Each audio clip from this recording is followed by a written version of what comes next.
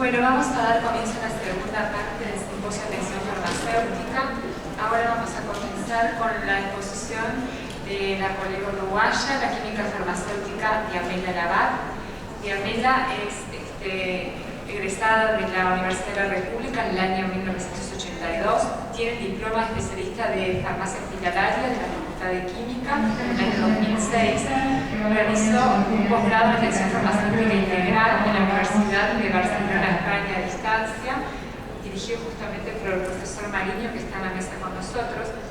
Además de que ha tenido premios por presentaciones de trabajos en atención farmacéuticas en jornadas de farmacia hospitalaria. Diamela además comparte un cargo de directora técnica de un laboratorio de especialidades farmacéuticas, que es el Laboratorio Bullo, y también es adjunta a la dirección técnica del Laboratorio de Riego del Ministerio de Salud Pública. Diamela nos va a presentar hoy un tema que se llama Atención farmacéutica a pacientes de la unidad de neonatología y a lactantes de una institución de asistencia médica colectiva. Bueno, buenas tardes. Un gusto estar con ustedes y poder compartir lo que hemos últimamente realizado en el área de lactantes y neonatos con mi colega Jimena, de la institución de asistencia médica donde trabajamos. Hace un tiempo realizamos un curso con el compatriota Eduardo Hidalgo de España sobre farmacia pediátrica y quedamos fascinados con el tema y vimos la imperiosa necesidad de empezar a trabajar en el tema. ¿Por qué elegimos iniciar la atención farmacéutica en estas áreas de neonatología y en pacientes lactantes?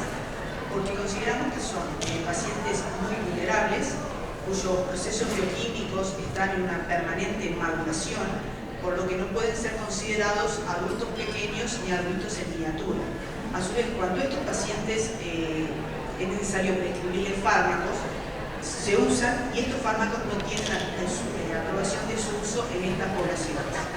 A su vez, dado que es un mercado poco rentable para la industria farmacéutica, no tienen presentaciones comerciales adaptadas a las dosis que ellos necesitan. Por lo tanto, se usa el concepto de huérfanos farmacológicos. Por lo tanto, tenemos dos problemáticas muy importantes. Una bioquímica completamente distinta y a su vez carencia completa de medicamentos para esta población. Entonces consideramos que la participación del farmacéutico en estas unidades es de fundamental importancia. ¿En qué aspectos? Participando en la distribución de ítems tales como la dosis recomendada, el cálculo de dosis que se va a hacer en función del peso, de la superficie corporal, los medicamentos de uso compasivo, como podría ser el uso de óxido nítrico, como vasodilatador pulmonar, que se llega a usar el óxido nítrico cuando otras terapéuticas ya han fracasado. Cuando es necesario prescribir estos fármacos, ya dijimos que no están las dosis que ellos necesitan. Entonces, en muchos casos es necesaria la elaboración de una fórmula magistral para su administración. ¿Cuándo se van a administrar estos fármacos, ya sea la fórmula magistral o la presentación comercial diluida? ¿Qué puntualizaciones tenemos que cuidar sobremanera? La estabilidad de la presentación, el volumen, la compatibilidad en el sitio de inyección, que en los pacientes neonatos muchas veces es la única que comparten la administración de distintos fármacos. Entonces, saber la compatibilidad en este lugar es trascendente. La incompatibilidad de fármacos en general y efectos adversos. Y en esta población, un ítem muy especial es la comunicación que debemos mantener con padres o tutores. Definimos la edad gestacional como el número de semanas desde el día de la última menstruación hasta el nacimiento y la edad postnatal desde la edad cronológica desde el nacimiento. En función de ello, en la unidad neonatal vamos a recibir pacientes a los que llamamos recién nacidos a término, que van a ser los neonatos que nacen de las 37 a las 42 semanas de gestación, con peso promedio de 2,5 kilos a 4. Y los recién nacidos pretérmino, que son aquellos nacidos antes de las 37 semanas de gestación. Entonces, vamos a clasificar en tres tipos de pacientes. Vamos a llamar neonato aquel que tiene hasta 27 días de vida. Un neonato precoz hasta 7 días de vida y el lactante de 27 días hasta 12 meses. Esta es una diapositiva en la cual hacemos un comparativo entre neonatos y lactantes en cuanto a parámetros de talla, peso, índice de masa corporal y superficie corporal. Como dijimos que no eran un adulto de miniatura, su farmacocinética difiere completamente en cuanto a qué aspectos: los aspectos de absorción, de distribución, de metabolismo, de eliminación. En cuanto a la absorción, podemos considerar tres vías: la absorción gastrointestinal, la absorción intramuscular o la percutánea. Esto muy rápido porque ya se ha hablado en otras circunstancias. La absorción gastrointestinal en estos pacientes es lenta, y esto que provoca que se requiere tiempo mayor para que adquieran los niveles plasmáticos de los adultos. A modo de ejemplo, el pH gástrico en el periodo natal es mayor de 4 y recién alcanza el pH del adulto a los 3 meses. Y en el momento del nacimiento su pH es de 7, es un pH neutro. A su vez, el vaciamiento gástrico es más lento, irregular, tiene menor motilidad intestinal, hay una inmadurez de la membrana. Por lo tanto, la absorción gastrointestinal va a ser completamente distinta en estos pacientes comparada con la de un adulto. Con respecto a la absorción intramuscular, va a estar disminuida por menor flujo sanguíneo muscular y por la presencia de contracciones musculares ineficientes o por la cantidad de tejido adiposo presente. Y en el caso de la absorción percutánea, va a estar aumentada por la estructura de la capa córnea o la hidratación cutánea. En este grupo de pacientes, la administración intrapulmonar de drogas es muy usada. ¿Qué significa esto? Que en la unidad neonatal el porcentaje mayor de patologías es problemas respiratorios. Entonces, esta vía es una vía trascendente de uso. En cuanto a la distribución, ¿de qué va a depender? De la cantidad de agua, ya sea la total o la extracelular. En la medida que el bebé aumenta en edad cronológica, el porcentaje de agua con respecto a lípidos disminuye. Por lo tanto, la distribución de drogas va a ir aumentando en función cambiando en función de su edad.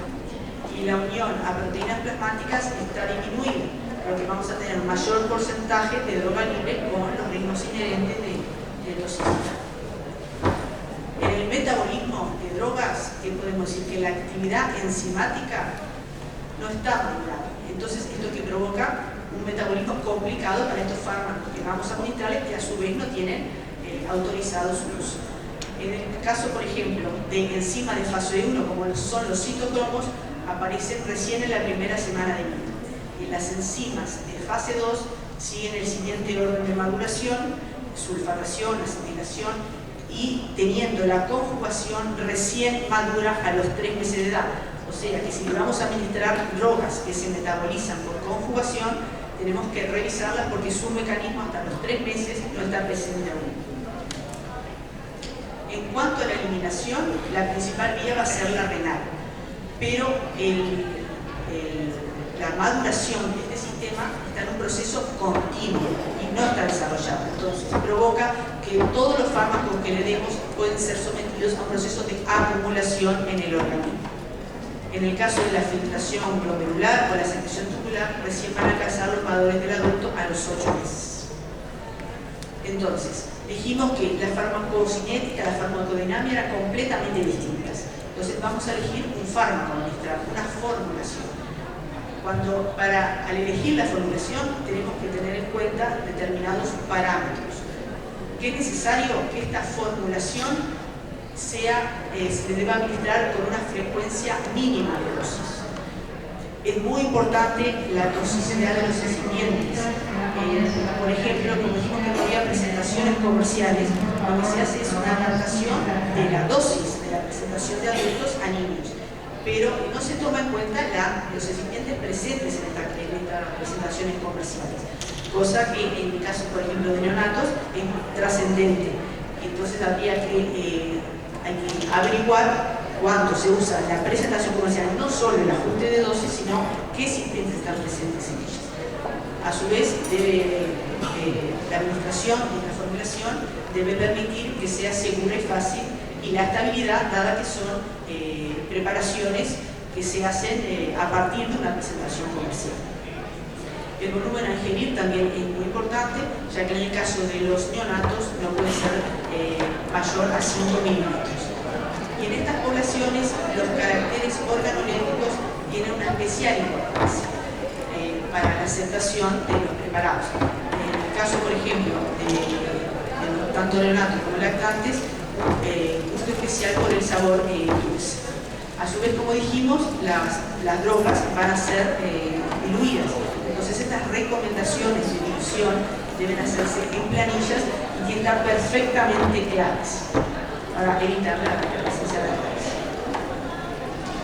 De estos excipientes que van a estar presentes en estas formulaciones de adultos que estamos usando, ¿qué nos pueden presentar? ¿Qué problemas? En el caso de la lactosa, por ejemplo, el problema de intolerancia, la presencia de propilenglicol, que la vida media en neonatos es 16 horas, mientras en adultos es 5, o sea, tenemos una vida media de 3 veces mayor por la presencia de un excipiente.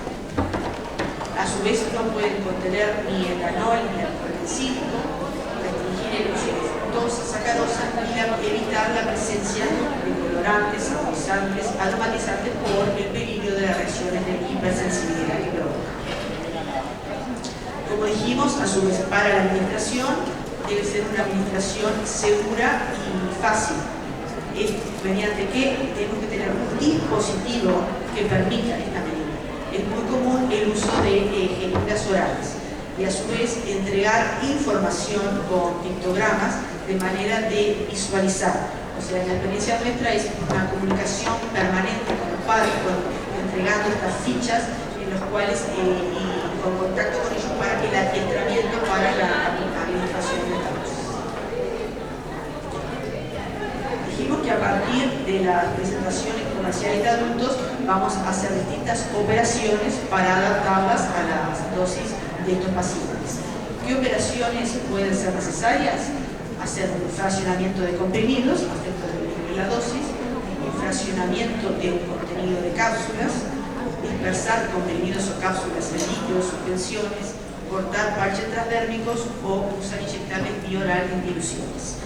Nosotros, tanto para todo este tipo de recomendaciones, nos guiamos por la EMEA, la Agencia de Medicamentos Europea. Esta es una foto donde preparamos los medicamentos bioral y es la compañera nuestra que se encarga de la preparación de la agenda.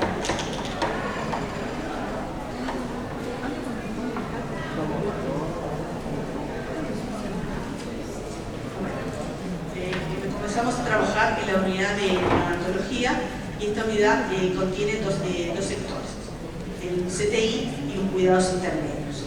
En esta unidad digamos historias clínicas de muchos pacientes, recabando datos demográficos, los perfiles farmacoterapéuticos y los modos de administración en cuanto a la adaptación de estas presentaciones comerciales a las posologías necesarias de estos pacientes.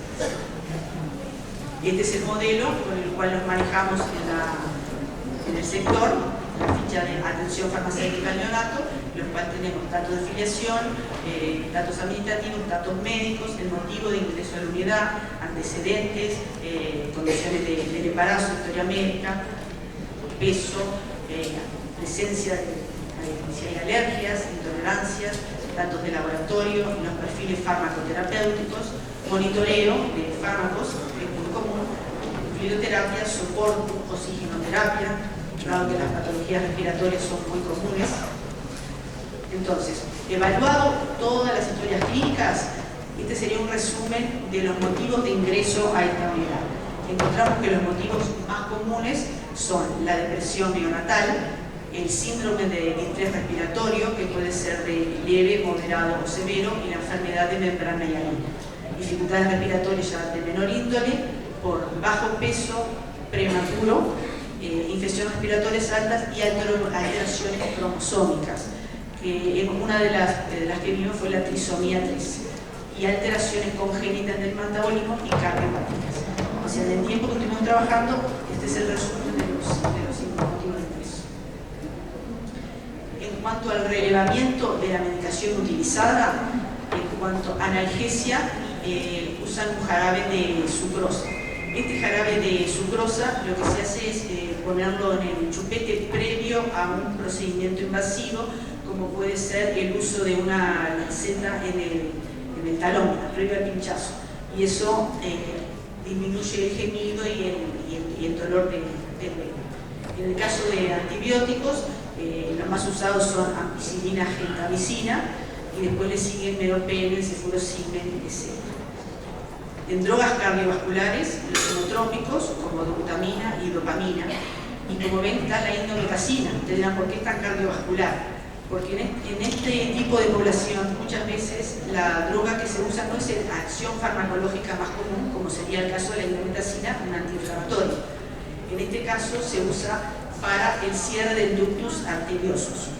Similarmente, otra droga, por ejemplo, el sildenafil, que es usada para tratar casos de hipertensión pulmonar, aunque ahora se está cuestionando su uso.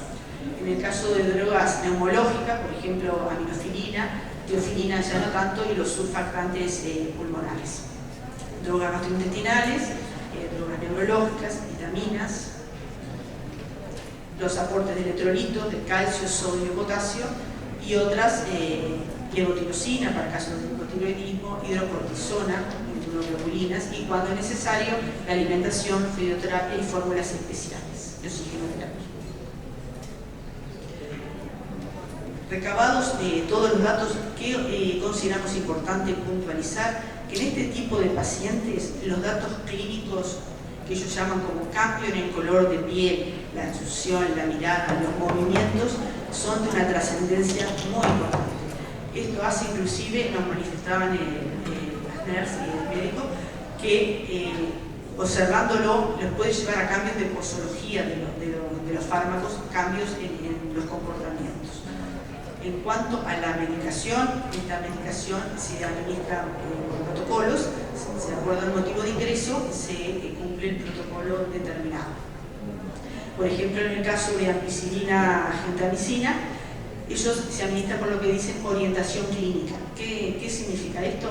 Que de acuerdo al motivo de ingreso se sigue el protocolo y se administra la ampicilina, gentamicina, como previniendo que si la infección siguiera puede provocar un shock y la muerte. Si el cultivo de secreciones hace que sea necesario un cambio de antibióticos, después se cambia. Pero inician con ampicilina, gentamicina. El modo de administración de las drogas, como dijimos, todas van a tener diluciones, entonces es una planilla de dilución para cada una. Y estas drogas se administran por una bomba genérica. Entonces acá tenemos de estos pacientes que recabamos, tomamos 3 a modo de ejemplo. Tenemos el paciente 1 con una edad gestacional de 35 semanas y de bajo peso.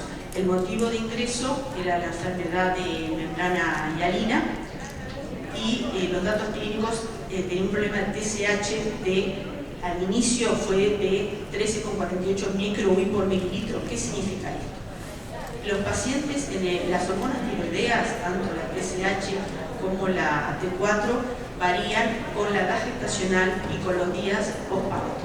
Entonces, se determina el TSH en el cordón en el momento de nacimiento.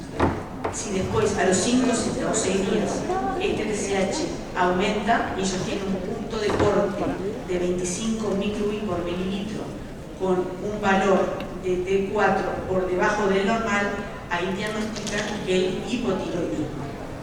Entonces, pasados los días, en un nuevo control vemos que en este paciente aumentó el valor de TSH y continuaba bajo el valor de T4. Por lo tanto, se le prescribió levotirosina 625 microgramos.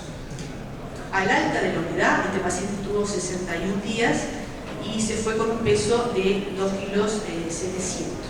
Entonces, las indicaciones al alta eran vitamina D, sulfato ferroso y levotirosina.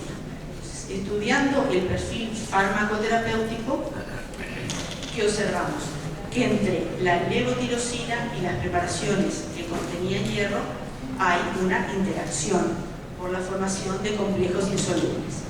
Este es el modelo de ficha de atención terapéutica que usamos para los médicos. En la diapositiva nos quedó cortada y no está la referencia bibliográfica de la información. A su vez, entre la levotirosina y las fórmulas para lactantes con proteína de soja también hay una interacción disminuyendo la absorción. Por lo tanto, en este paciente en particular se le hizo la recomendación que la levotirosina se diera en ayunas y que se separara 4 horas de la administración del diario. Una vez que este paciente se fue de alta, siguió con la misma medicación en la casa. Entonces, ¿qué tenemos que transmitirle, como dijimos, a los padres de los pacientes? La seguridad de lo que estamos haciendo. Entonces, ellos iban a recibir una medicación fraccionada. Entonces, en ese caso, preparamos fichas informativas en las cuales se le explica qué significa eso que está recibiendo, qué es una fórmula magistral oral, cómo lo debe de tomar, cómo lo debe conservar, y ponemos nuestros teléfonos para comunicarnos en horarios, y siempre decimos que estamos a entera disposición de ellos para que nos llamen en cualquier momento para tratar de bajarles el estrés que tienen. Este es el modelo de ficha informativa de la levotirosina, en el cual se le dice la composición, descripción, precauciones, los consejos alimentarios. En el caso, por ejemplo, si lo va a disolver con agua, jugos de fruta, que lo administre inmediatamente de preparado, y similarmente lo de hierro o alimentos de soya, la misma precaución. En cuanto al paciente 2, este paciente era una edad gestacional 38 semanas y pasa a la unidad madre-hijo. En este paciente tiene también un valor de TSH alto, el TSH del cordón en el momento del nacimiento, y un T4 bajo. Estaríamos ante el mismo problema anterior. Pero a este paciente, a su vez, se le sumaba la hiperplasia suprarrenal congénita. ¿Qué significa esta patología? Es un problema en la síntesis de esteroides, o sea, lo que provoca que no se sintetice el cortisol, por lo tanto debe administrarse en forma externa. A su vez, en esa cascada enzimática hay un bloqueo enzimático y hace que intermediarios en esa cascada aumenten su concentración por este bloqueo enzimático. Entonces, la patología se diagnostica por el aumento de la 17-hidroxiprogesterona y la 5-androstenediona. Entonces, ¿qué pasa en este tipo de pacientes? Como ven, es una hormona androgénica, entonces en esa cascada se empiezan a aumentar otros productos intermediarios, y en el caso de este paciente tenía hipertrofia en órganos genitales en el momento del nacimiento. Se le indicó, de acuerdo a esas dos patologías, hidrocortisona 1 miligramo cada 12 horas, levotirosina para tratar el hipotiroidismo y levotironina, que posteriormente fue suspendida. La hidrocortisona, de acuerdo a los valores, se va adaptando de acuerdo a los valores de la 17-hidroxiprogesterona. Bueno, la levotirosina, este es un resumen de la historia clínica, ¿no? Pero hubo distintos cambios de dosificación a lo largo del tiempo. En el caso de la hidrocortisona, a este paciente que se le fabricó, se le hizo una suspensión de hidrocortisona para facilitar la administración. Por supuesto, todo este tipo de fabricaciones están hechas bajo la GMP, con los controles tanto analíticos y microbiológicos correspondientes, ¿no? Entonces, en este caso, la ficha informativa de hidroxicortisona para los padres, tenemos, como dijimos, el pictograma, cómo se debe administrar, cómo se debe conservar, consejos alimentarios, en este caso que la tolerancia gástrica mejorara con las comidas, y que se le administre la dosis, asegurarse que se administra la dosis necesaria. En el caso de, por último, para el paciente 3, este paciente era una edad gestacional de 38 semanas, no pasó por la unidad neonatal, ingresa a pediatría 3 meses después por un problema de hernia inguinal. En el momento del ingreso al hospital se le hacen los controles de gasometría, presión de ácido carbónico, presión de oxígeno, determinación de bicarbonato.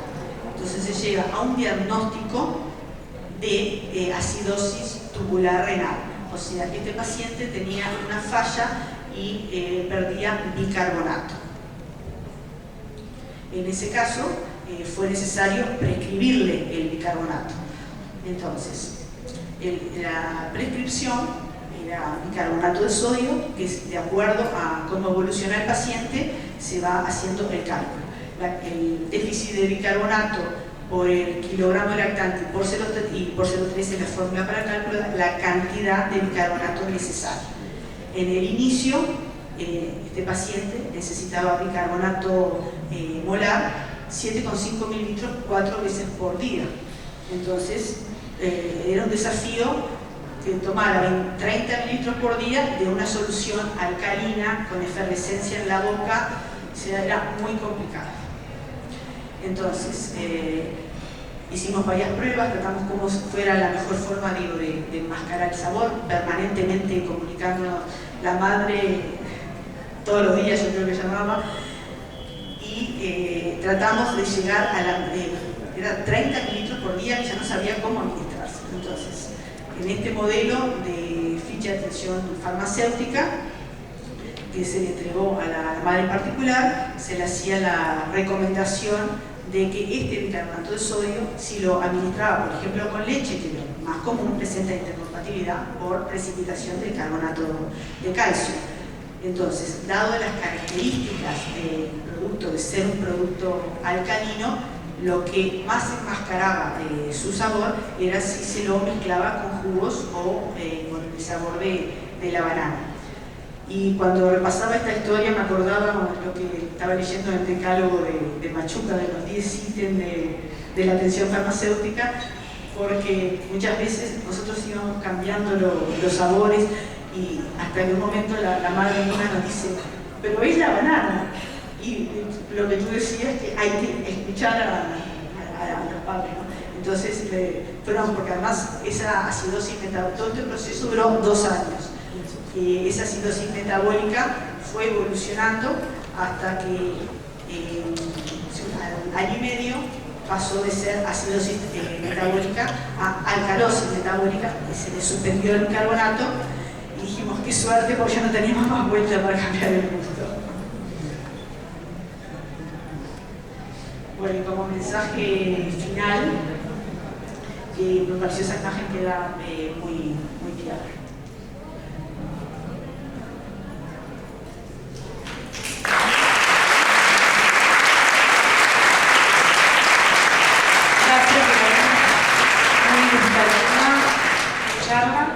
Y sin duda que está dirigida a un grupo de pacientes a que no estamos acostumbrados a brindarle atención farmacéutica.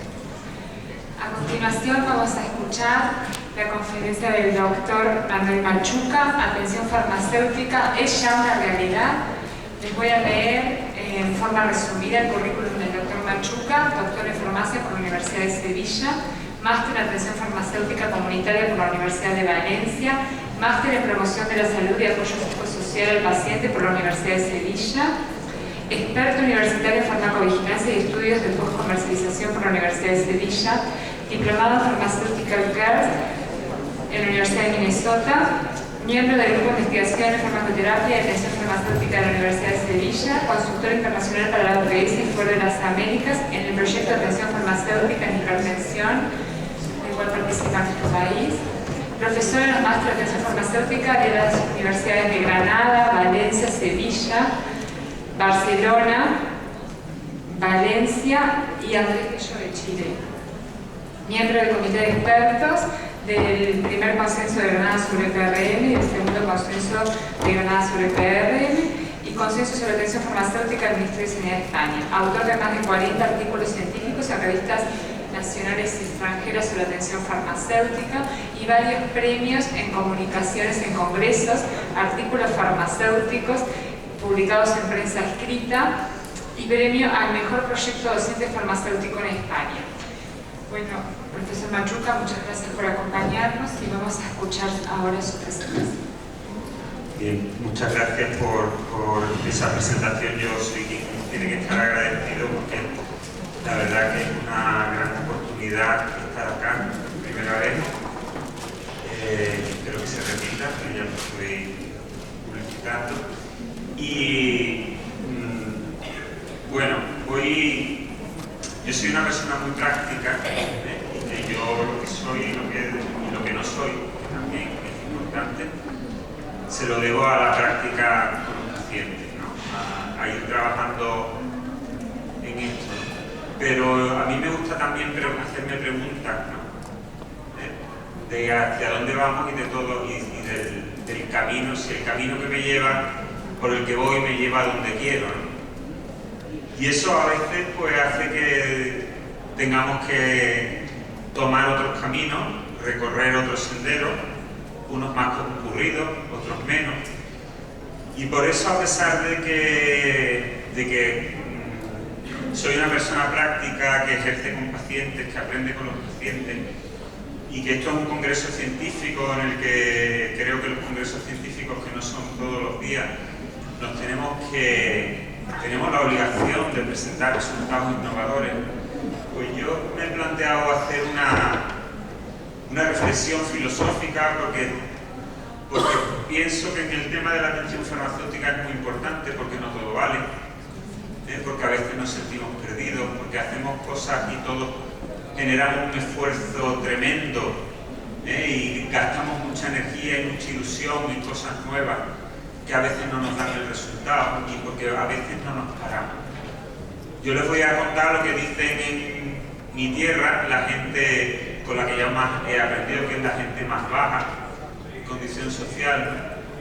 Yo les voy a contar mi verdad, que no es la verdad, sino es la mía, en lo que voy creyendo en este momento, en cuáles son mis temores, mis preocupaciones, mis vivencias, mis expectativas, el cómo veo la atención farmacéutica, el cómo desarrollar muchas cosas y muchos errores de los que yo soy principal responsable, porque yo he sido miembro destacado de los grupos más destacados de atención farmacéutica en España, y el éxito, o sobre todo el fracaso que hemos tenido en muchas cosas, pues me corresponden en gran parte a mí, por supuesto, y de eso no voy a rehuir, pero que creo que es importante saber fundamentalmente si esto es útil o no es útil, independientemente de si es una realidad o no es una realidad. Porque si no es útil, da igual que no sea una realidad, sería bastante inteligente dejarlo. Y si es útil, pues hay que luchar con todas las fuerzas del mundo, aunque haya que cambiarla. Lo primero, pasamos a la publicidad. Aquí tienen el 6º Congreso Nacional de Atención Farmacéutica, que se va a celebrar en Sevilla dentro de poco menos de un año, que me hicieron el honor de ser presidente de su comité científico.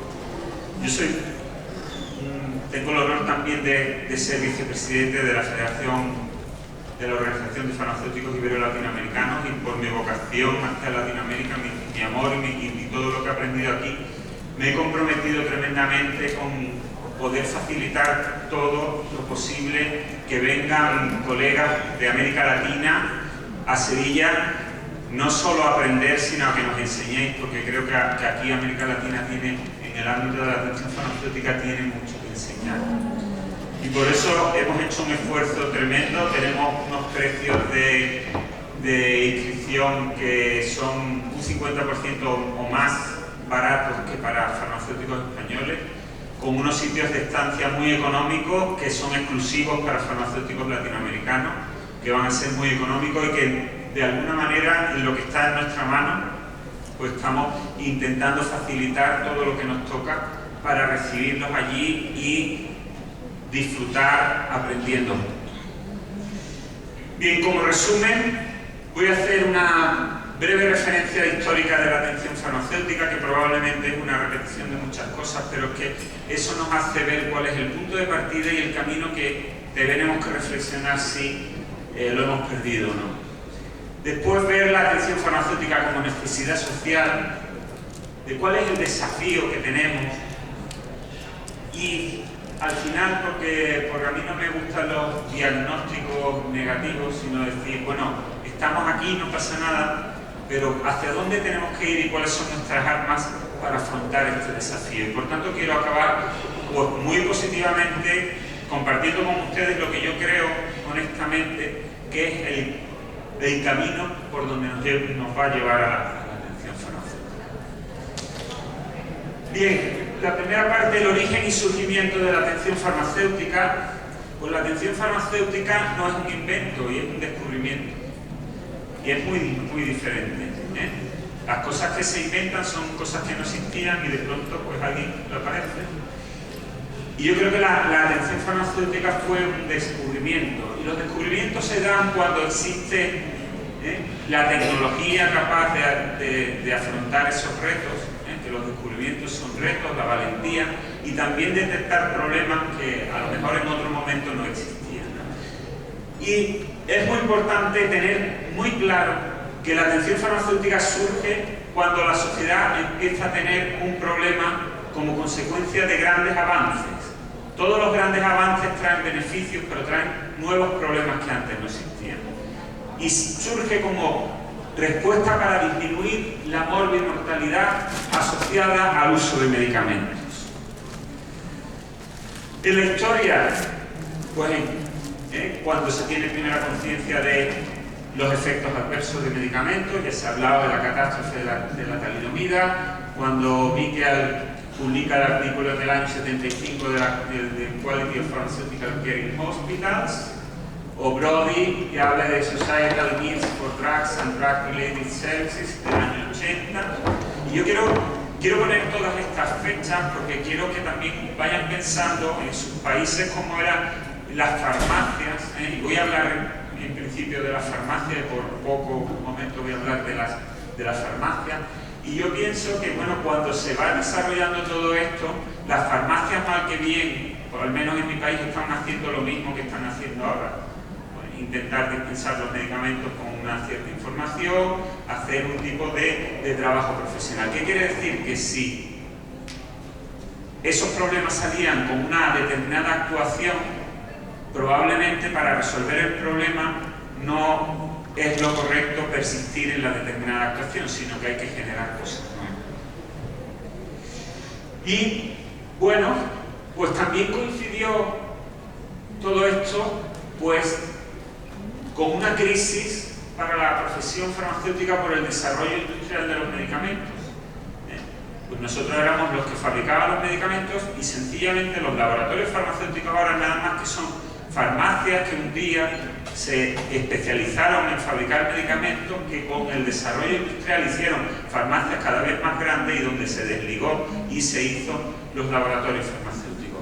Un beneficio que hubo para la sociedad, como es poder fabricar estandarizadamente, con altos niveles de calidad y con muchos menores costos, nos unió a los farmacéuticos que no hicimos esas farmacias grandes en una crisis.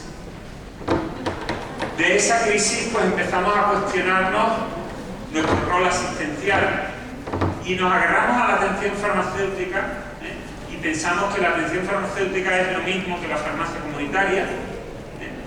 Asemejamos atención farmacéutica y farmacia comunitaria y todavía hay quien sigue hablando, dice pues la atención farmacéutica porque, y después de pronto empieza a hablar de la farmacia. Bueno, habla de atención farmacéutica o habla de la farmacia, hable de un establecimiento, hable de un proceso asistencial, para que nos entendamos. Porque la atención farmacéutica es un proceso asistencial, la farmacia comunitaria es un establecimiento sanitario. En mi país, establecimiento sanitario privado de interés público. En otro país podrá ser un establecimiento público, en otro privado, etcétera, etcétera. Pero y la atención farmacéutica es un proceso asistencial creado y diseñado para disminuir la morbimortalidad asociada al uso de medicamentos, no para mejorar la visión social de un determinado establecimiento sanitario. Pero se creyó que la atención farmacéutica era la salvación de una profesión y eso es muy importante pensarlo, porque nos agarramos a la atención farmacéutica e intentamos atraer la atención farmacéutica hacia nuestro propio interés. En vez de pensar que las profesiones existimos para resolver problemas que tiene la sociedad y que las profesiones dejan de existir cuando no son capaces de dar soluciones a los problemas que aporta la sociedad, pensamos que la atención farmacéutica era intentar resolver los problemas de la farmacia. Y entonces, en vez de intentar servir a la sociedad por ahí, pues intentamos servirnos de la atención farmacéutica para justificar lo que siempre habíamos hecho. Y claro, nos encontramos en una serie de dificultades. Y las dificultades han sido pues que cuando se empiezan las cosas no están preparadas para que todo salga a color de rosa. Cuando uno tiene que hacer un redireccionamiento importante de una profesión se encuentra con que lo que ha estudiado y lo que ha hecho hasta ese momento no era suficiente o no era lo más adecuado para afrontar este reto. Y nos hemos encontrado con una ausencia absoluta de una orientación clínica y asistencial en la formación.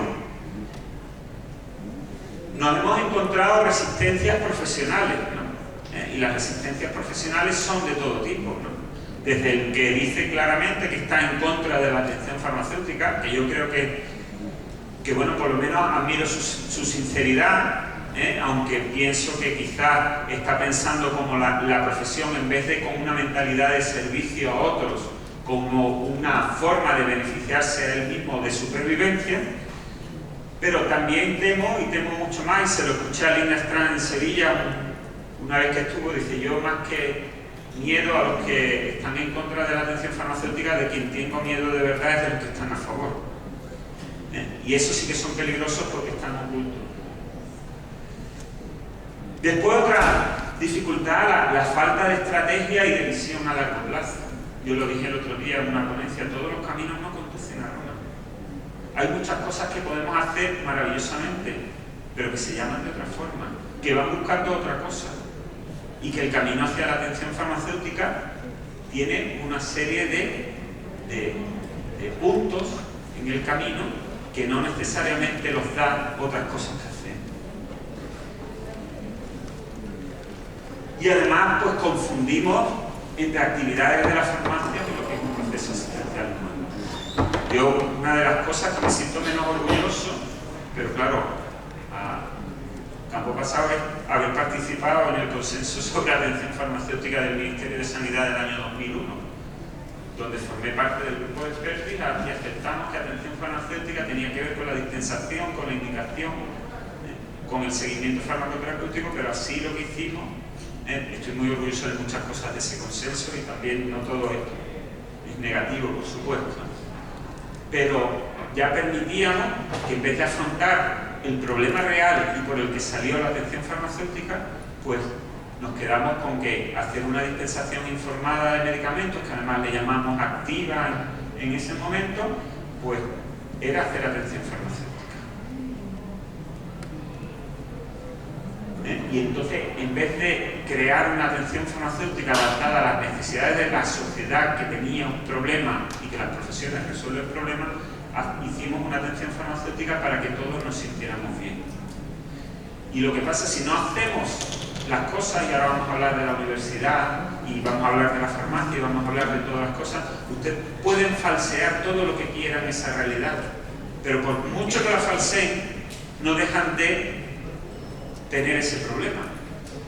Y ustedes pueden ya decir que yo hago atención farmacéutica porque hago dispensación activa, pero como el problema real no se soluciona, pues usted también se seguirá desacreditando como profesional porque no está aportando a la sociedad lo que la sociedad le está demandando.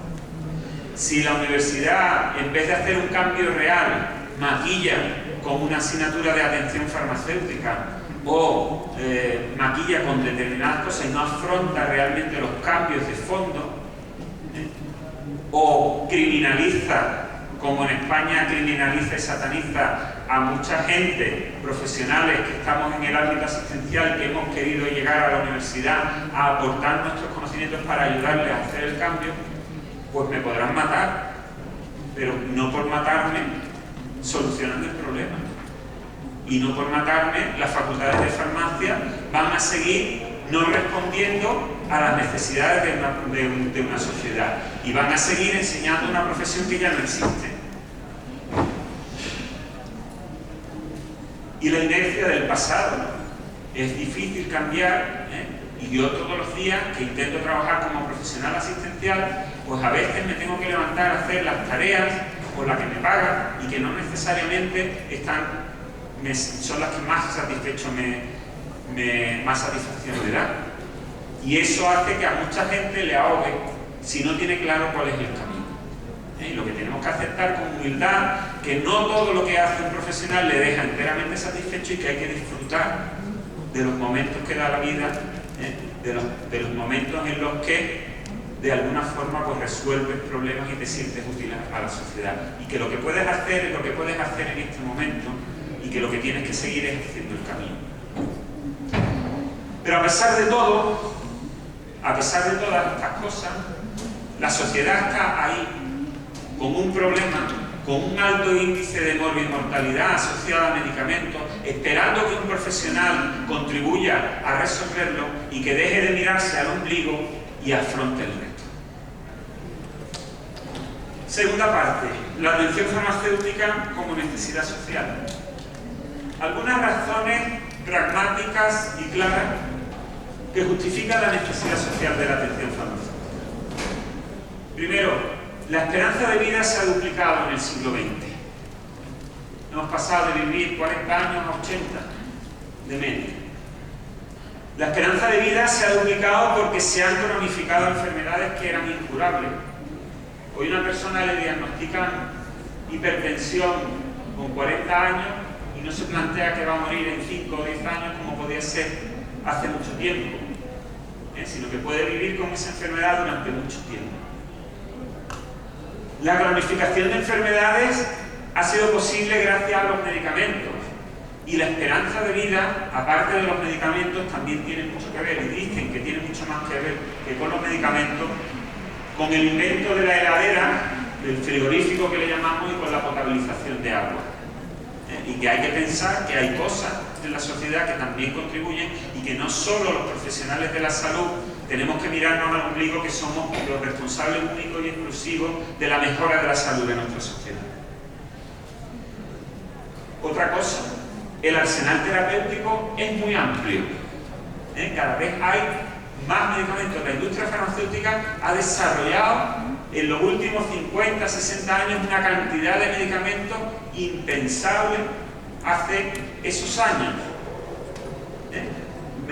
Medicamentos con diversos mecanismos de acción, con diversas posibilidades, cosas que antes no se tenían. Por eso a lo mejor la atención farmacéutica no era algo que se pudiera hacer hace 60 años. Y que las personas usan muchos medicamentos y durante gran parte de su vida. Cada vez el porcentaje de nuestra vida en la que tenemos que usar medicamentos de forma crónica es mayor. Hay personas que es normal que se vivan 20 o 30 años teniendo que tomar todos los días medicamentos. Con lo cual, el medicamento es algo que se tiene que insertar en la vida de las personas. Tomar medicamentos, más que un hecho clínico, es un hecho social. Es un hecho social, porque eso tiene que ver con la vida y insertarlo en la vida y las costumbres y las expectativas de las personas. Las vías de metabolización de muchos medicamentos son comunes, y aunque sea nada más que por probabilidad, es mucho más probable si se toman muchos medicamentos y durante más años que los medicamentos puedan dar problemas, porque pasa como con los ataques.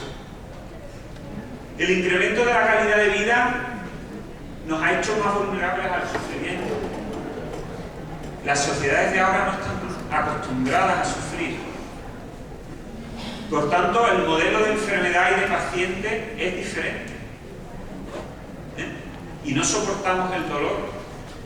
Y no creemos que el dolor es un mal que nos manda Dios. Entonces, somos mucho más vulnerables porque ya nos causan menos dolor las cosas. El desafío. El desafío trata de convencer a la profesión de que no hay elección. ¿Usted quiere ser profesional o quiere ser un técnico? ¿Quiere ser ayudante de? Y eso es una cuestión que la tenemos que decidir entre todos. ¿Quiere ser usted ayudante de?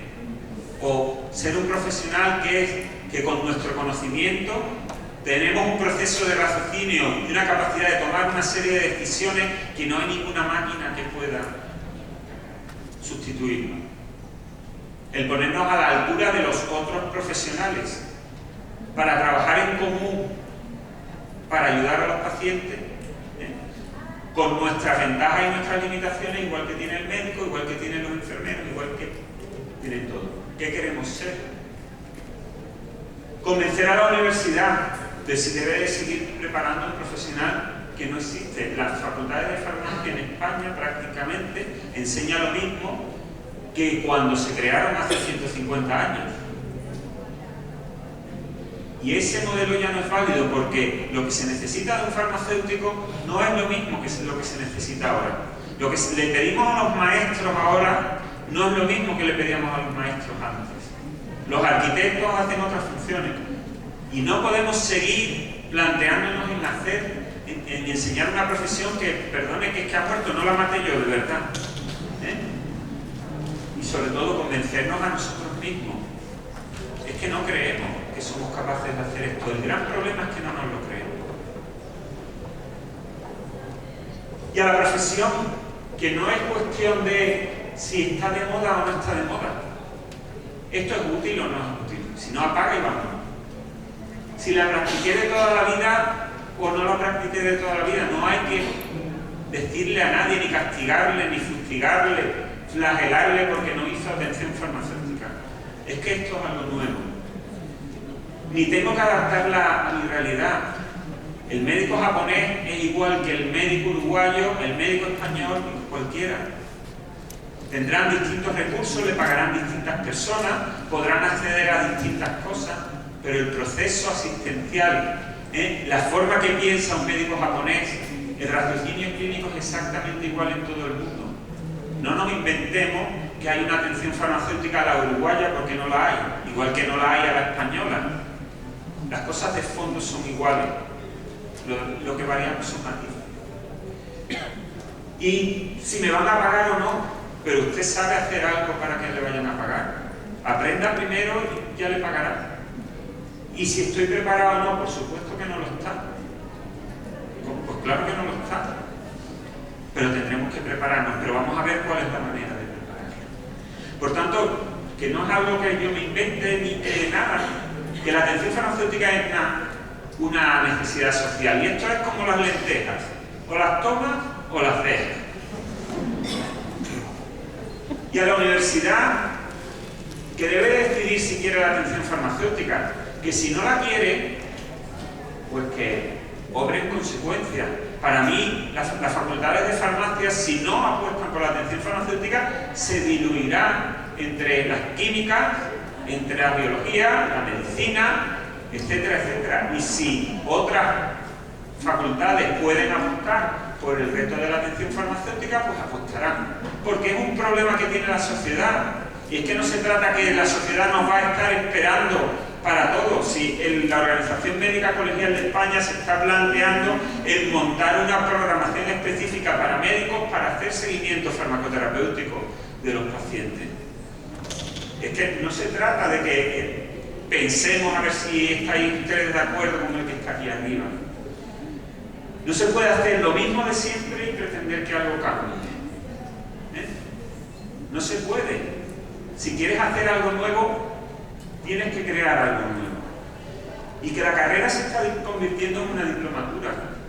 Cuando yo soy hijo de farmacéutico, cuando mis padres estudiaron, la carrera de farmacia tenía 6 años. Exactamente igual que la de medicina. Ahora mismo, con el proceso de Bolonia, nos han equiparado a enfermería. Y enfermería probablemente cuando mis padres estudiaron no era ni siquiera una carrera universitaria. ¿Qué quiere decir? Que si una carrera baja de 6 a 4 años, que son 3 años y medio más 6 de prácticas tuteladas, a lo mejor me corrigen, y no soy especialista en esto, pero si quiere decir que me han bajado de 6 a 4, es que a lo mejor que yo no soy tan importante. Es que a lo mejor no soy tan importante. Y eso no lo he bajado yo, sino que eso lo baja la sociedad.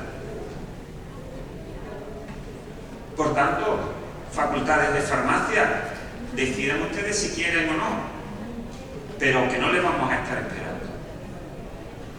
Y a nosotros, los profesionales, los que tenemos la sartén por el mango desde el principio, que nos podemos quejar de todo lo que quiera. Yo me quejo de la universidad, me quejo de los colegios profesionales, me quejo de todo, pero sé que esto depende de mí. Y depende de mí y de todos los que estén dispuestos a hacer. Pues que no perdamos más tiempo. Que quien gana dinero o prestigio con la atención farmacéutica es una visión cortoplacista absoluta, y ahí está tanta gente que salía y va desapareciendo. Que lo importante no es lo que digo, sino lo que hago. Que hay muchos charlatanes de la atención farmacéutica que nos están contando lo que tenemos y no tenemos que hacer, y jamás han visto un paciente. Que esto no es un ascenso profesional si detrás no hay coherencia. Y que los engaños y los autoengaños tienen fecha de caducidad corta, antes se agarran a un mentiroso tampoco.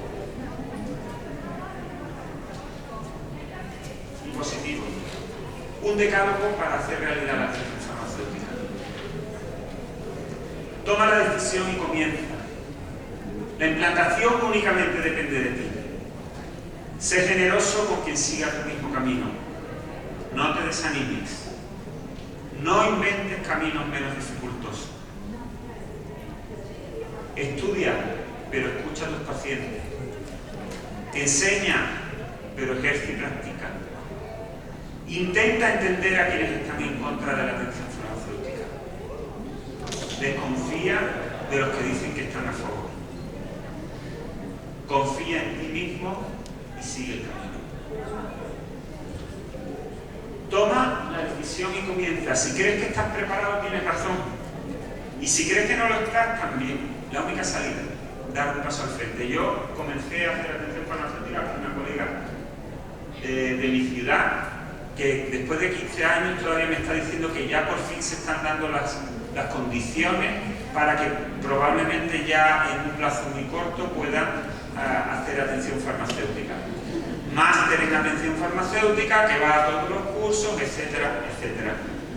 El primer día que tuve a mi primer paciente, no sé si estaba preparado o no, pues seguro que no. Pero la única diferencia y lo que hizo cambiar mi vida fue que di un paso al frente. Y si ese día no hubiera dado el paso al frente, probablemente no estaría aquí, o sería uno de los charlatanes de la atención farmacéutica, que todavía no me tengo por aquí. La implantación solo depende de ti. No depende de los médicos, no depende de los políticos, no depende de las facultades de farmacia. Yo diría la mierda. Depende de ti. Miren, los médicos, y yo trabajo con médicos, y he tenido una consulta de atención farmacéutica con médicos durante 2 años, lo que están preocupados, algo que nos debe de preocupar a todos, ¿de qué estamos hablando? Si uno dice una cosa, otro dice otra, este le llama PRN a esto es RNM, esto HJK, que parece una puerta de aeropuerto. Vamos a ver, ¿de qué estamos hablando? De que lo que están preocupados es que cuando ellos tengan que confiar a un paciente para resolver un problema, que ese profesional tenga una práctica normalizada, respaldada por el Estado, que garantiza, igual que su formación, que está garantizada, pues que tenga la garantía. Eso es lo que le preocupa a los médicos. Los médicos no están en contra de los farmacéuticos. Los políticos, bueno, pues en España tenemos, me parece que son 3 leyes del más alto rango que defienden la atención farmacéutica. Cada comunidad autónoma tiene una ley que defiende la atención farmacéutica, etcétera, etcétera, etcétera, y no se hace atención farmacéutica. Es que no depende de que lo ponga el boletín oficial del Estado. Es que hay que hacer o no se hace. Y las facultades de farmacia, pues ahí se las tienen asignaturas de atención farmacéutica, y ahora yo lo he comentado mucho con el profesor Mariño, estoy asustadísimo porque van a hacer a la atención farmacéutica una asignatura troncal, porque yo creo que es mejor no tener que tener lo que vamos a tener, porque es que se trata que la atención farmacéutica hay que enseñarla de otra forma. Esto es una actividad clínica, y las actividades clínicas se enseñan de una determinada manera que no vamos a inventar, que es que nos tenemos que fijar en lo que tenemos a nuestro alrededor, en las facultades de medicina o en las especializaciones médicas, etcétera, etcétera, etcétera. Sé generoso. Cada uno tiene su tiempo para avanzar, y por tanto hay los que somos más rápidos y estamos acostumbrados a llevarnos guantazos, pero sabemos que vamos adelante, Y hay gente que le duele los guantazos y que quiere ir un paso atrás. No podemos pedirle a todo el mundo que tenga la misma inercia y la misma velocidad, porque además el cambio es enorme. Hemos entendido que la atención farmacéutica era algo muy sencillo, y el cambio es enorme. Las dudas lógicas, y además ser generosos, porque el cambio no triunfa solo. Que tengamos al mejor profesional de atención farmacéutica en el país no sirve de nada si está solo. El cambio no lo va a hacer uno podrá tirar del carro, pero el cambio lo tenemos que hacer muchos, tampoco tantos, ¿eh? No hay que ir con esa visión predicadora que tenemos, sino hacer un grupo bueno. En Minnesota, en la Universidad de Minnesota, han cambiado la legislación de todo un estado con no más de 8 farmacéuticos.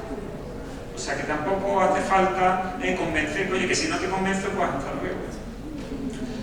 No te desanimes. El desafío es mucho más importante de lo que se pensaba, y la dificultad también. Tenemos que ser conscientes de que esto no es fácil, y si no es fácil, es difícil que podamos verle la punta a esto. No inventemos atajos, no nos inventemos sucedáneos de la atención farmacéutica. El objetivo no es el farmacéutico. El farmacéutico puede ser el medio, y porque el objetivo es el paciente. Por tanto, no nos inventemos atenciones farmacéuticas adaptadas a nuestras necesidades y afrontemos el reto. Estudia pero escucha a tus pacientes. De pacientes analfabetos he aprendido yo tremendamente. De lo que más he aprendido es de lo que me han enseñado mis pacientes. Es cierto que hay que estudiar para ser riguroso, pero no perdamos escuchar a nuestro paciente, porque cada paciente es un ser humano único e irrepetible. Y podemos en la literatura científica identificar problemas, pero para resolver problemas tenemos que ir de la mano de nuestros pacientes. En la atención primaria, los profesionales de la salud no resolvemos nada, ayudamos a los pacientes a tomar buenas decisiones. La última palabra siempre la tiene el paciente, porque está solo en su casa y toma las decisiones en función de su conocimiento que cree más correcto. Por tanto, entendamos a los pacientes. Enseña pero ejerce. La enseñanza de una práctica clínica es mucho más ejercicio profesional que clase magistral. En España hay tropecientos millones de másteres en atención farmacéutica, donde estamos haciendo repetir la carrera, pero de 5 años, pues en 1. Y todo ahí comprimido. Y la atención farmacéutica se aprende viendo pacientes. Por tanto, los modelos hay que repensarlos. Y si lo va a hacer la universidad tendrá que afrontar el reto de salir a la calle. Y si no, pues tendrá que hacerse una formación como se hace en la residencia de los profesionales médicos. Y probablemente ese es un modelo al que hay que ir. Intenta entender a quienes están en contra, porque pueden mostrarte tus carencias, tus limitaciones. Y si no tenemos respuesta, no es que me tiene manía o otras cosas, es que nos faltan argumentos. Cuando no sabemos responder a las críticas, es que es el indicador que te dice, de esto todavía no sabes lo que tú te crees que sabes. Por tanto, intenta entender a quienes están en contra. Por tanto, intentando entender a las personas se aprende mucho. Y desconfía de los que están a favor, porque lo nuevo es muy desconocido y puede ser aprovechado para cosas viejas. Miren, muchos de los presidentes de los colegios profesionales que hay en España han ascendido a ese cargo agitando la bandera de la atención farmacéutica para luego, la inmensa mayoría, olvidarse. Se han inventado nuevos cargos y sociedades científicas y cosas para ascenso y para beneficios personales. Hay que trabajar con los que hacen, no con los que dicen que hacen. Y confía en ti mismo y sigue el camino. El cambio hay que hacerlo paso a paso y tomará el tiempo que sea necesario. Por tanto, para mí, y lo quiero dejar, pero muy claro que yo voy acabando, no sé cómo voy de tiempo. ¿Sí? ¿Voy bien? Bueno, me quedan dos cositas nada más. Pero sí quería decirles una cosa. Profesionalmente, como todo en la vida, tenemos nuestros altos y nuestros bajos. Tenemos nuestros momentos de euforia, buenos momentos profesionales y momentos en los que hay que cambiar cosas. Y lo único que mantiene la llama en los momentos difíciles es el amor. Y nunca, yo digo que podremos intentar a las personas, las podremos perjudicar de muchas formas, intentarles quitar el salario, intentar hacerles de todo, pero lo que nunca podremos arrancarles es el amor que sienten por las cosas que aman. Y cuando yo hace unos años pues me di cuenta de que tenía que tomar otro camino y de que en cierto modo pues me sentía en ese momento, como uno se puede sentir, con la falta de perspectiva, fracasado y con ganas de dejarlo, pues lo que me di cuenta es que yo amaba esto, que yo creía en esto, y esa fue mi fuerza para levantarme. Y la falta de amor a las cosas, a la atención farmacéutica, es lo que ha hecho a muchas personas pues dejar la atención farmacéutica. No nos tenemos que enamorar todos de la misma.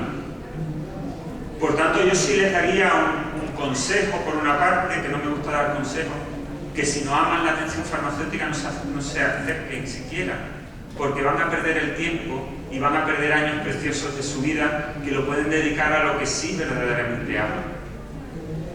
Que la verdadera fuerza que nos va a mover es el amor a las cosas que hagamos.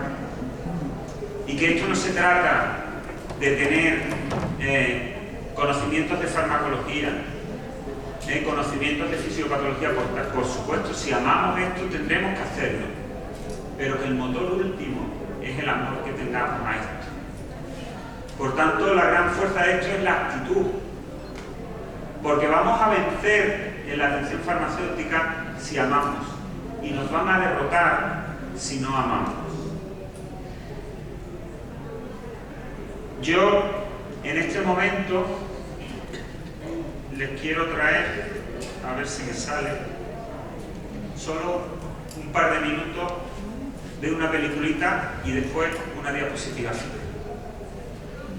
Para que vean que los problemas de la atención farmacéutica no son solo nuestros, sino que son problemas que podemos ver en la sociedad y en la vida, en otras cosas, y que para otras cosas de la vida pues también hacen falta las mismas armas que para la atención farmacéutica.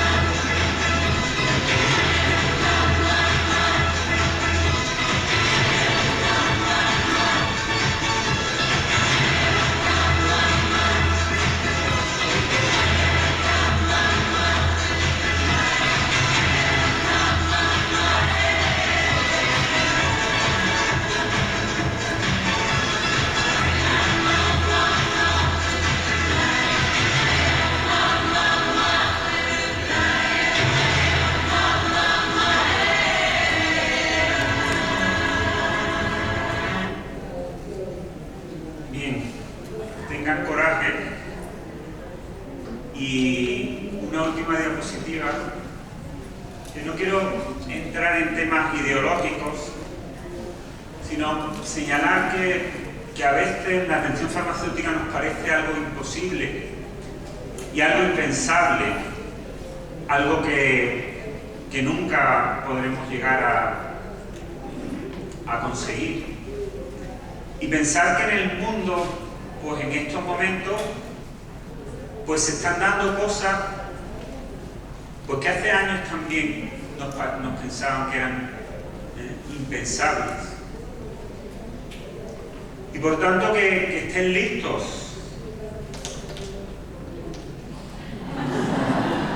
porque esto, que Estados Unidos tuviera un presidente negro, esto hace muchos años, pues no sería una realidad.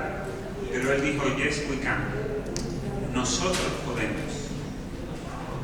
Y ahora me pregunto, ¿y tú? And we. Muchas gracias por su atención. Además,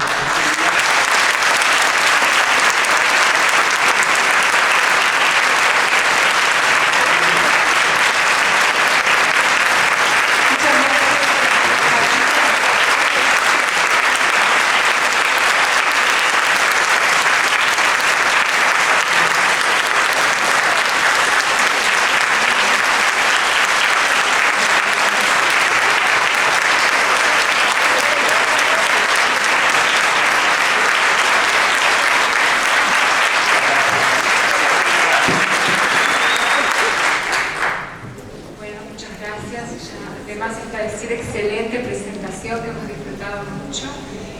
Con esto abrimos un espacio de preguntas para la audiencia. Tenemos unos minutitos antes de que empiece la conferencia. ¿Hay un micrófono?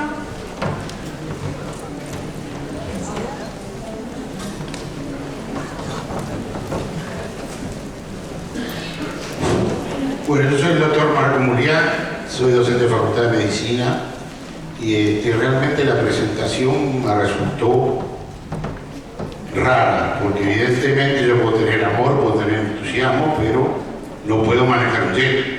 Y creo que la formación que tienen nuestros químicos farmacéuticos es muy importante, es de químicos farmacéuticos, y lo que están haciendo es prácticamente atención clínica médica. Creo que sí, que podríamos colaborar con nosotros en consultas, en algunos problemas de medicación y todo lo demás, pero el manejo clínico del paciente, el responsable del paciente es el médico tratante. O sea, creo que toda esta es una línea que le falta formación para llevarlo adelante, nada más.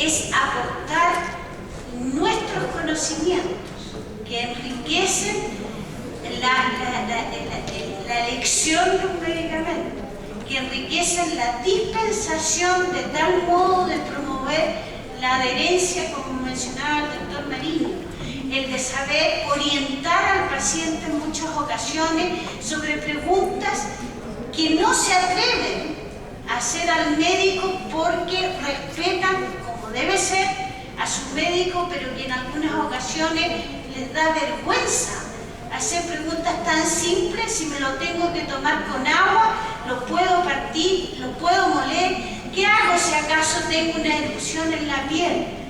Muchos aspectos que al trabajar en equipo se solucionan. Les cuento, en Chile nosotros estamos en contacto con el trabajo médico desde el año 74 con alumnos de farmacia en el hospital de la Universidad de Chile, donde se forman además los otros profesionales. Y esto lo estoy diciendo con propiedad y coincido con el doctor Machuca.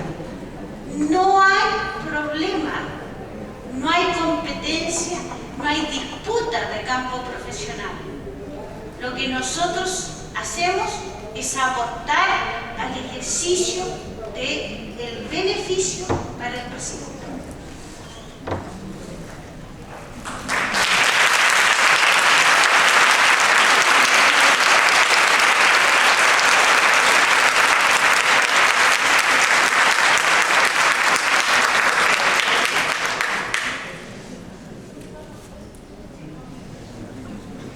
La idea es continuar con las preguntas. Esto no vamos a comenzar un debate, para eso habrá otro ambiente. No sé si hay alguna otra pregunta en la sala. Sí, por favor.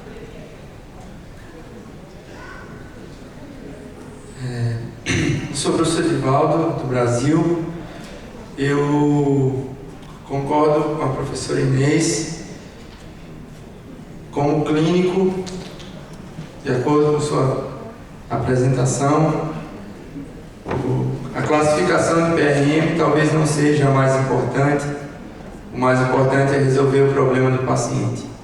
Afinal, ele é o foco, ele é o centro de todas as ações dos profissionais de saúde trabalhando em conjunto. Mas como pesquisador, como investigador, nós somos frequentemente questionados quanto à validade dos nossos estudos. E há um estudo de 2004 que mostra 13 diferentes classificações de PRM e ainda nem havia a do terceiro consenso de Granada. Eu concordo também quando a senhora fala que é importante validar essas classificações, e nesse estudo mostram que apenas 2 classificações estavam cientificamente validadas. A da Rede Europeia de Atenção Farmacêutica e outra lá da Suécia. Eu queria saber como pesquisador, nós poderíamos solucionar esse problema, né? Voltando a repetir que, como clínico, isso é o que menos importa. O que importa é o resultado positivo.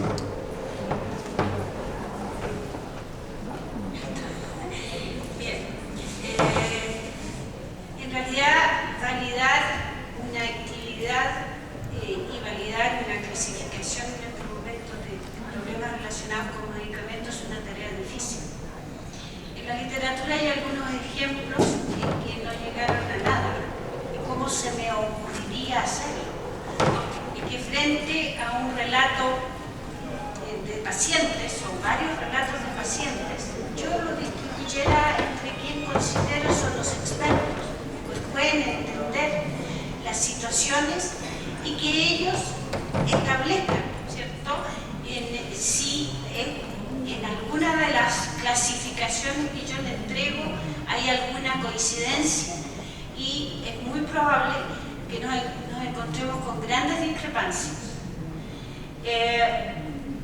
Tratando de hacer una validación no necesariamente de problemas relacionados con medicamentos, sino siendo coautora de un algoritmo para medir, estimar causalidad de reacciones adversas, puedo decir que hay grandes discrepancias, aun cuando ya se ha mostrado que el instrumento es válido, cuando tengo formaciones distintas, porque miro la situación con un aspecto distinto.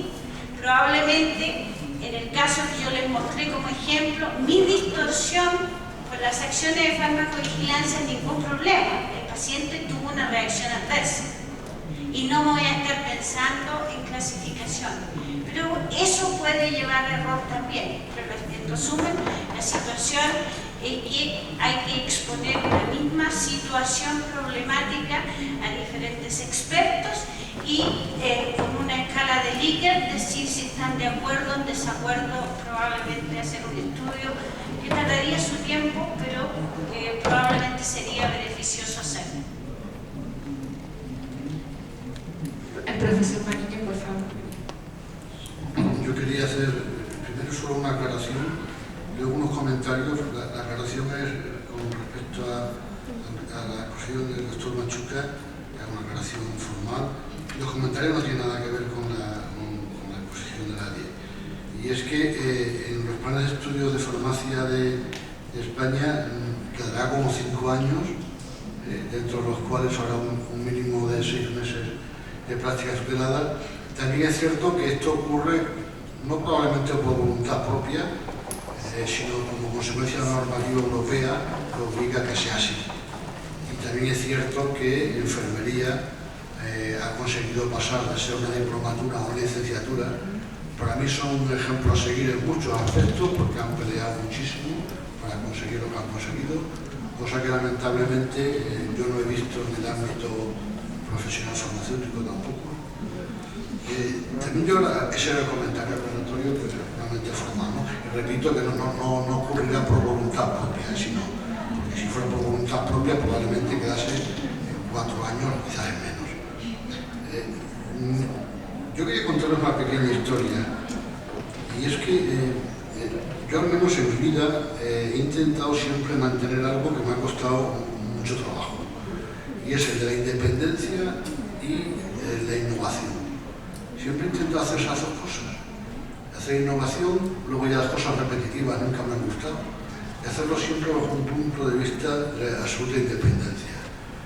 Y eso a veces pues, me ha llevado a posiciones realmente difíciles, que incluso aquí hay quien me ha calificado como persona discrepante, ¿no? El discrepante, pues, es cierto, discrepante.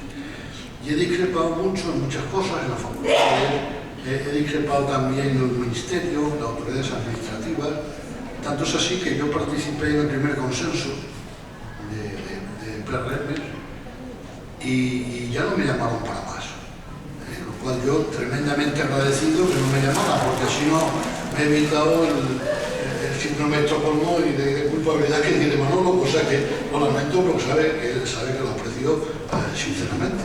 Pero lo comprendo perfectamente porque yo si no hubiese visto en su caso lo que hubiera pasado. Eso hace, por otra parte, que cuando me llaman, pues ya me conocen, ¿no? Por tanto, tampoco les doy ninguna primicia. Ya saben que si no lo veo claro, por muy amigo que sea, les digo mi opinión. Y esto que yo hago con los amigos es lo que le pido a los amigos que hagan conmigo. Que cuando vean que yo me estoy equivocando, me digan, yo en ese sentido sí les puedo decir que hace ya muchos años yo tenía, también hablando de los sueños, como comenta Manolo, yo tenía 2 sueños. Y uno de ellos era precisamente el poder instaurar, poder introducir en la docencia universitaria de España la farmacia clínica, porque recordaba que fue Rising el que la inició en la Universidad de Washington, ¿no? Hace muchos años.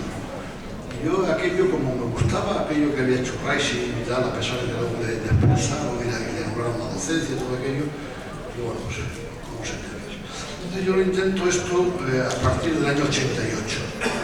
Fíjense lo mayor que soy, que no viejo, que yo ya en el año 88 había llegado al nivel máximo de la universidad. O sea, ya no podía hacer yo carrera. Por lo tanto, no me podía aprovechar de la atención farmacéutica para medrar, cosas de esto, porque había hecho el tope ya. Entonces dije, bueno, pues vamos a introducir la farmacia clínica, y yo me alegré mucho de que en el año 92 consigamos introducir la farmacia clínica. Y lo siguiente que yo me alegré era crear una unidad mixta, como la que les enseñaba, con esa tipología de que la mayor parte es personal externo a la universidad, pero son profesores de la universidad. Y yo intento siempre que la vean como la cosa más propia de ellos, ¿no? Que es suya la universidad, no lo vean como una cosa que viene un rato. Y eso lo conseguimos después de una pelea terrible en el año 95, justamente coincidiendo con el 150 aniversario de la Facultad de Farmacia de Barcelona, y justamente coincidiendo con la visita que nos hizo Charles Hepler a la Facultad de Farmacia de Barcelona, el cual tuvo una presentación un sábado por la mañana, una asistencia masiva de alumnos, y y nula de profesorado. Así es la realidad. Por lo tanto, muy contento. Nosotros hacemos esos modelos que les contaba el otro día de los alumnos buscando errores de medicación en los ámbitos personales y familiares. Pero también les diré que tenemos normativa del año 44 que posibilita realizar este tipo de modelos y a ser posible billectivos. Yo ahora estoy en una creencia que no le interesa a nadie, ni a la universidad, ni tampoco a los profesionales. Yo estoy en ese punto en estos momentos. También estoy preocupado por lo que va a ocurrir con los nuevos planes de estudio, porque en el año 90, cuando cambiamos los planes de estudio de farmacia, yo creo que a muchos les pillamos por sorpresa. Ahora están muy bien preparados. Por lo tanto, me temo que los resultados van a ser todo lo bueno. Pero claro, también mi salud, a veces, bueno, no hace mucho, se me escabajó bastante, ¿no? Y tuve un buen amigo que me enseñó una frase que se lo voy a decir por si me sirve a ustedes. Porque yo creo que en el fondo es la única solución que hay.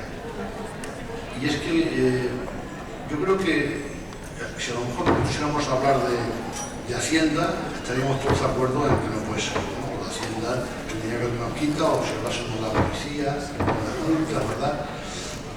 Yo creo que la única forma es ver un poco del campo de actuación en el terreno que uno tiene alguna capacidad de maniobra, y actuar ahí, actuar de esa manera y luego en solidario juntarse todas esas actuaciones.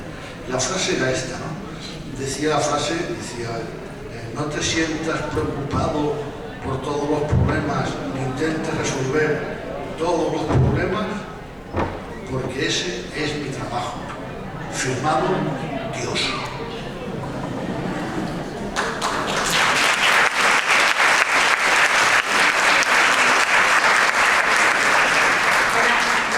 Muchas gracias. Como tenemos que entregar, que tenemos una conferencia y no hay tiempo para preguntas, quería concluir con ustedes acerca de la atención farmacéutica, que es una disciplina que puede ser ejercida únicamente por los farmacéuticos, que somos los profesionales que no estamos formados para saber del medicamento. Justamente la atención farmacéutica trata de eso, y que el paciente esté beneficiado por la interrelación de las distintas profesionales de la salud. Nosotros no intentamos competir con ninguna profesión, sino brindarle un beneficio al paciente en todo lo que significa su salud, desde el diagnóstico hasta el tratamiento y el seguimiento de ese tratamiento, y para eso es necesario poder interactuar con otras profesiones. El paciente no es propiedad de una sola profesión, sino que entre todos podemos ayudar a brindar un beneficio al paciente. Para eso, sin duda, nos tenemos que especializar, como lo ha mostrado Diamela en su presentación, que es necesario conocer, en el caso, por ejemplo, de los neonatos, los medicamentos, el efecto que hace, los parámetros farmacocinéticos, que sí tenemos que tener habilidad de comunicación, como lo expresó el profesor Mariño, para poder lograr la adherencia de los pacientes, y que sin duda que la bandera de atención farmacéutica o la tomamos nosotros o alguien sin duda lo va a tomar en lugar nuestro, pero no va a lograr los mismos resultados que si un profesional que ha estudiado y se ha preparado para eso se encarga de esta disciplina. Bueno, les agradezco a todos que hayan permanecido hasta el final del congreso y los invitamos a que hagan la conferencia siguiente sobre la atención farmacéutica.